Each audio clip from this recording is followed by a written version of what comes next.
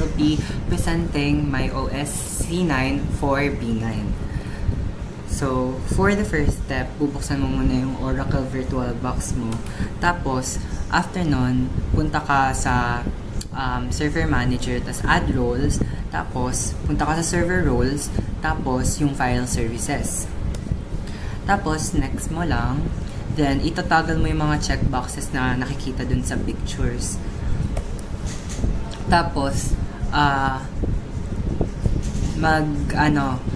yung default namespace, hindi mo napapalitan, yun na yun. So, leave it as default. Tapos, yung namespace type, enable mo yung Windows Server 2008 mode. Tapos, default lang rin yan. Huwag mo nang baguhin. Tapos, yun. Local disk, leave it as is. Tapos, confirmation, install mo lang. Tapos, after nun, gagawa ka ng mga folder na ganyan sa local disk. Tapos, pupunta ka sa File Server Resource Manager. Tapos, under nun, punta ka sa File Groups.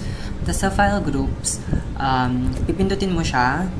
Tapos, magka-create ka ng File Group Properties. Para sa VBNet, zip and rar. Para sa C programs, C and CPP. Para sa Dacomos BSIT S2A, C, CPP, PDF, RAR, Docs, PPT, tsaka drawing. Tapos pag sa photo male and photo female, GPG, GIF, tsaka PNG. Tapos yung sa public.com.exe, .vb.vbs.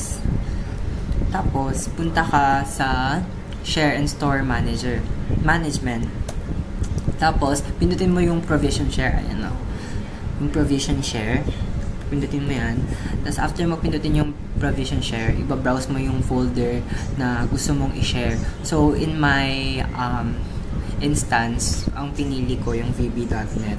Tapos, in-next mo lang.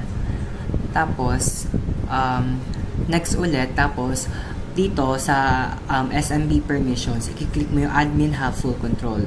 All other users and groups have only read and write access. Tapos, i-repeat mo lang yung same steps sa lahat ng folders, tapos i-create mo siya. Thank you for listening!